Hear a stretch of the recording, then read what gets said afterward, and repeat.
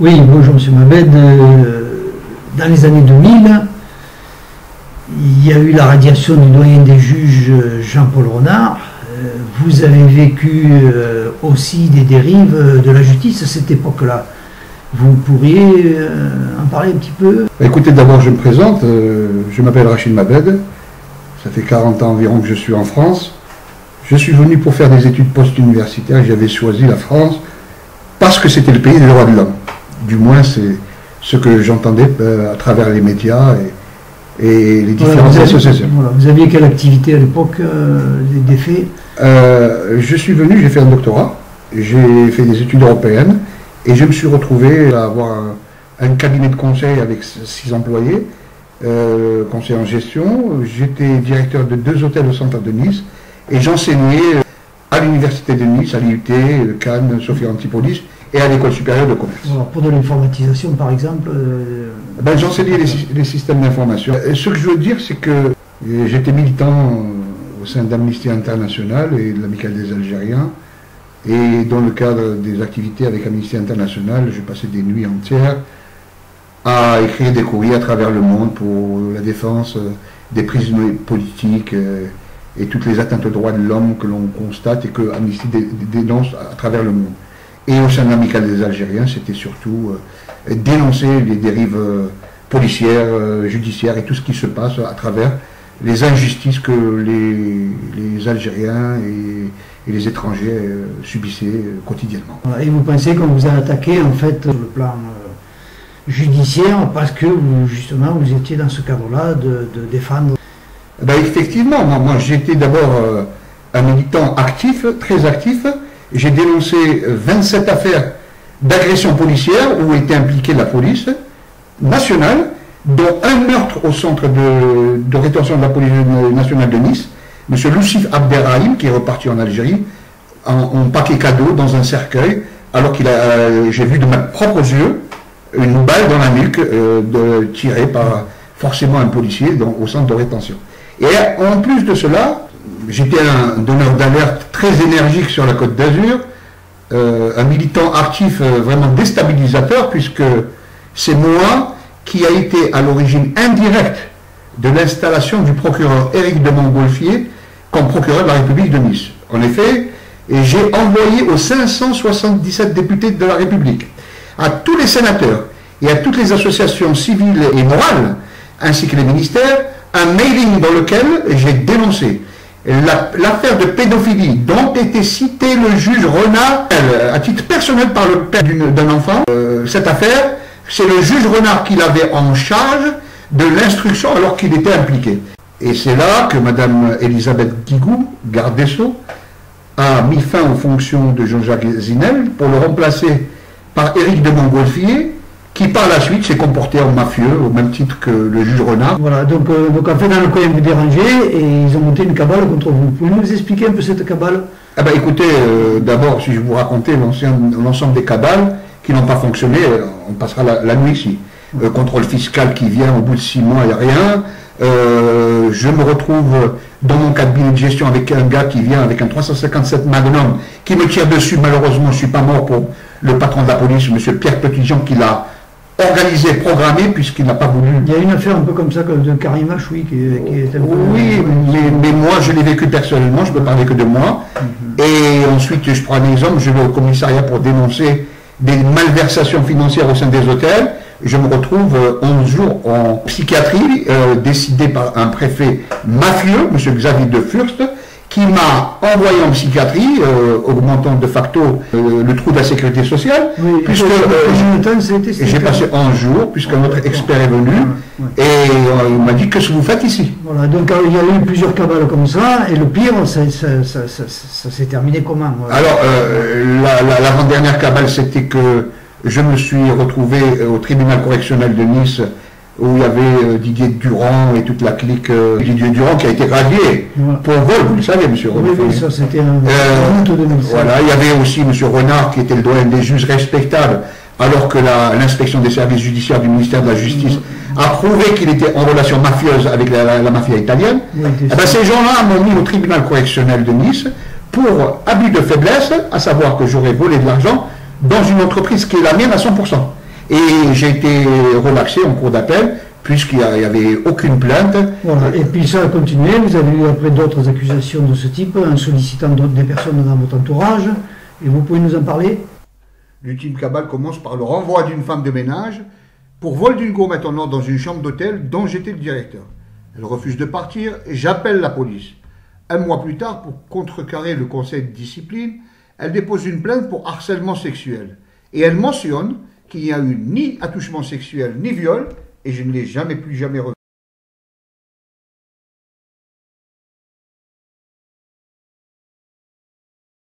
L'affaire a été classée sans suite puisque j'ai été entendu par la police. Par la suite, 2 mois plus tard, alors que je ne l'ai plus revue, qu'elle avait quitté l'hôtel, elle dépose une plainte directement au parquet, par lettre recommandée accusée de réception, dans laquelle elle change le motif et elle évoque une tentative de viol et un harcèlement sexuel, en précisant qu'il n'y a jamais eu de relation sexuelle.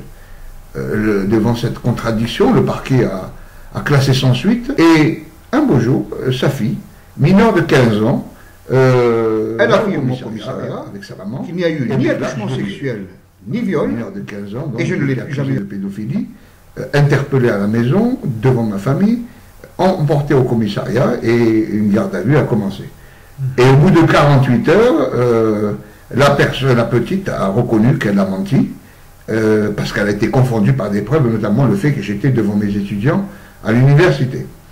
De ce fait, la police était surprise, puisque c'est un commissaire de police, Pierre Petitjean, un escroc, celui qui était derrière toutes les agressions policières et qui couvrait ces agressions policières, un ancien de l'OAS. Il avait donc récupéré ces 2 personnes pour se servir de vengeance contre vous, quoi, pour vous mettre hors circuit de toutes vos activités de militant. Voilà, et comme justement ça n'a pas marché pour la fille, moi, normalement, au bout des 24 heures, je devais être libéré. Eh ben non. C'est-à-dire que du moment où ça n'a pas marché, le procureur de la République, Valérie Courtalon, celle qui est à l'origine du dysfonctionnement, a ordonné de prolonger la garde à vue pour justement une autre affaire. Et ils ont appelé la mère en lui disant déposer plainte pour un viol. Elle a déposé plainte pour un viol, alors qu'il y avait des affaires classées sans suite, sans aucun élément nouveau, sans preuve. Ils ont tout simplement organisé une cabale, et c'est là que j'ai été incarcéré pour un viol sur une seule déclaration. C'était surtout vous mettre rapidement hors circuit par des méthodes, on va dire, crapuleuses, quoi. Absolument, voilà. Puisque le 10 mai 2000, le procureur de la République de Nice, M. Éric de Montgolfier, qui est lui-même un mafieux, puisqu'il a contribué à ma condamnation, et s'il n'est pas content, il a qu'à me porter plainte, et je le prouverai, a dit textuellement, en cour d'assises, M. Mabed est détenu sur la base d'une simple déclaration. C'est-à-dire que sur une déclaration d'une reprise de justice, puisqu'elle a été condamnée pour trafic de stupéfiants, moi, Rachid Mabed, casier vierge et cadre honorable, je suis poursuivi devant une cour d'assises sur une simple déclaration. Voilà, donc il y a un procureur qui a lancé la procédure. C'était lequel le procureur? C'était M. Zinet, mais la procureure qui est à l'initiative, c'est Mme Valérie Courtalon, Porte, qui a été à Lille, et elle s'est retrouvée, comme par hasard, avec M. Hollande, chef de bureau du ministère de la Justice. Voilà, une mafieuse, avec décoration de la Légion d'honneur. Une vraie mafieuse. Hein. Voilà, donc les suites de cette cour d'assises, qu'est-ce qu'il y a eu et qu'est-ce que vous avez vécu à ce moment-là? Les blocages à tous les niveaux, aucun acte de procédure n'est autorisé, un certificat médical qui est à l'origine de mon incarcération, qui est falsifié, reconnu falsifié par le médecin, qui est supposé l'avoir délivré. Et ce médecin vient en cour d'assises, il dit il est falsifié. Le président Malatrasi, qui est actuellement président de la cour d'appel de Dijon, aujourd'hui en 2017, a dit il est falsifié. Et au lieu de lancer l'article 655 qui dit qu'on doit faire un complément d'information, demander pourquoi il a été falsifié, par qui il a été falsifié, et comment il a été falsifié, et me libérer, non, il a étouffé l'affaire, il n'a même pas fait un acte de procédure, il n'a même pas mentionné que le certificat était falsifié. Et je me retrouve condamné avec 21 preuves de mon innocence. Ça n'a jamais existé dans l'histoire de la République. Et donc vous avez vécu la prison là-bas à Nice, ça s'est passé comment, combien de temps? Non, en ce qui concerne la prison, je ne voudrais pas en parler tellement que c'est douloureux. Pour un cadre supérieur qui n'a jamais eu affaire à la police, qui se retrouve avec des voyous, des truands, des violeurs, qui est perpétuellement persécuté et par les gardiens, puisqu'il y a eu des consignes qui ont été données, et trimballé de Nice, au Baumette, à Grasse, à Draguignan, on se retrouve à Louis, c'est-à-dire on est devenu un paquet cadeau, on n'a aucun honneur, aucune respectabilité, et ces gens-là m'ont mis en prison, alors qu'ils savaient pertinemment que j'étais innocent. Et le plus grand mafieux dans cette histoire, c'est le juge Renard qui a téléphoné à son ami personnel, le président de la chambre d'accusation d'Aix-en-Provence, M. Yves Le Bourdon, un gros cochon, un porc, qui a violé les lois de la République, qui m'a gardé 4 ans en prison avant le jugement, alors en violation des lois de la République, et qui se sont permis de violer les lois de la République avec impunité, puisqu'ils étaient en relation, c'était des frères de loge, voilà. Donc bon, vous avez vécu combien de temps cette cabale La cabale, je l'ai vécue jusqu'au jour où la Cour de cassation, en violation des lois, a validé un jugement qui était invalide. Parce que, déjà, au niveau de la forme juridique, le juge qui m'a jugé, en appel, monsieur Dominique Bréjou, un raciste, je l'ai poursuivi en correctionnel, il a été protégé, un raciste de premier ordre, s'est retrouvé à me juger alors qu'il y avait une plainte contre lui pénale pour insulte et qu'il y avait une requête en suspicion légitime qui avait été déposée alors que la loi dit que quand il y a une requête en suspicion légitime, il ne peut pas juger tant que la Cour de cassation ne s'est pas prononcée. Eh bien, une semaine après avoir déposé la requête en suspicion, j'ai été jugé par un juge raciste et un juge qui a balayé toutes les lois de la République, c'est-à-dire les preuves. Il a balayé le faux certificat, les documents falsifiés, j'avais 47 témoins, il les a pratiquement agressés. Donc vous avez fait de la prison à cause de ça, et aujourd'hui vous êtes toujours dans l'objectif de faire réviser ce qui a pu se passer à cette époque-là. Non, aujourd'hui je suis très malade, puisque j'ai une sclérose, je ne sais pas combien je vivrai. Je ne veux pas vivre avec le poids d'une condamnation que je ne mérite pas. Effectivement, je vais commencer à bouger pour la cassation et éventuellement faire des actions pour essayer de retrouver mes droits. Mais on sait pertinemment que le milieu est infiltré. Quand vous avez un juge Renard, même s'il est radié, il est dans des loges maçonniques avec des amis qui le protègent. Toute cette cabale a eu de graves conséquences sur votre vie. Je veux dire, il y a un divorce qui s'est enclenché derrière, vous avez une vie de famille, vous avez perdu votre activité professionnelle. J'ai tout perdu, je suis plus marié, je ne connais pas mes enfants, je ne les ai plus revus. Depuis 98, j'ai plus revu mes enfants, 99, voilà exactement. Et le juge Lorenzini, qui était le juge d'instruction, en collaboration avec monsieur le juge Renard, je dis monsieur parce que la mafia, il faut la respecter. Et donc, Madame Lorenzini, toujours en fonction, elle est à la cour d'appel d'Aix-en-Provence, alors qu'elle a été impliquée dans une affaire de stupéfiants où elle était consommatrice, avec des preuves à l'appui, et elle participait à des soirées libertines, mais cette juge, elle m'a jugé à moi, elle m'a condamné, elle m'a empêché de me défendre avec le juge Renard. Oui, c'est assez connu que dans le milieu du droit, il y a une telle solidarité que tout le monde se soutient, et effectivement, pour faire condamner les dérives de ces gens-là, ça devient quasiment impossible. Aujourd'hui, on est en août 2017, donc il s'est passé beaucoup de temps depuis votre affaire. Et vous savez qu'il y a encore des éléments du dossier qui ne sont pas portés à votre connaissance, qui peut-être un jour vous aideront à réouvrir cette affaire. Je sais que mon affaire, elle est pire que l'affaire Dreyfus. Parce que l'affaire Dreyfus, c'était une affaire où il y avait une dictature. Et c'est pendant la dictature que, par racisme, on a condamné le capitaine Dreyfus. Moi, je suis condamné parce que je suis musulman, que j'ai défendu les musulmans et que j'ai déstabilisé la nomenclature. L'affaire Mabed est un trésor pour les musulmans si l'Association des musulmans de France, si l'Algérie, si la Ligue des musulmans de France, toutes les associations se liguent pour prendre mon dossier avec 21 preuves toujours existantes, avec des documents toujours falsifiés, avec des preuves indiscutables de mon innocence. L'affaire Mabed deviendra dans l'histoire l'équivalent de l'affaire Dreyfus pour les musulmans. Ok, votre combat n'est donc pas fini et vous n'avez pas l'intention de laisser ça impuni? Dans l'immédiat, je n'ai pas l'intention. Je compte commencer à faire des meetings partout en Europe, etc.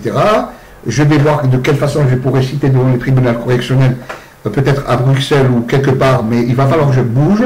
Des juges qui ont violé les lois de la République et qui sont en France, c'est impossible de dire aujourd'hui à la Cour de cassation décider d'une révision alors que ce sont les mêmes juges qui ont violé la loi pour entériner un jugement qui était invalide. Voilà. Et donc tout ça, aujourd'hui, vous l'avez publié sur Internet pour essayer d'attirer l'attention d'autres personnes Il y a un grand site www.monstrueusesinjustice qui, d'une part, donne des précisions sur les preuves, sur les documents falsifiés. Il explique de quelle façon le juge Jean-Michel Malatrasi, qui est président de la Cour d'appel de Dijon, devrait être en prison au lieu de rendre l'injustice actuellement au nom du peuple français. Il explique de quelle façon le juge Renard et le juge Dominique Bréjou, ainsi que Mme Courtalon, y compris Mme Lorenzini Christine, devraient être poursuivis devant une cour d'assises, conformément aux articles que vous connaissez. Oui, ça c'est, on a affaire à des abus de pouvoir de personnes dépositaires de l'autorité, en fait, qui sont très graves vu les responsabilités et les postes qu'ils ont. Aujourd'hui, pour terminer, j'espère que le président Macron aura accès à cette vidéo qu'on va lui transmettre, qu'il ira dans le site pour voir la grave injustice raciste, xénophobe et qui est unique dans l'histoire de la République française, après Dreyfus. Je demande aujourd'hui officiellement au président de la République Macron et au président algérien, parce que je suis algérien, d'intervenir pour qu'il y ait une inspection des services, et je peux vous garantir qu'ils n'auront pas besoin de 3 heures pour déclarer que M. Mabed a été condamné à tort et qu'il y a une magouille judiciaire inqualifiable. D'accord. Je vous remercie, M. Mabed. Avec plaisir, M. Fournet.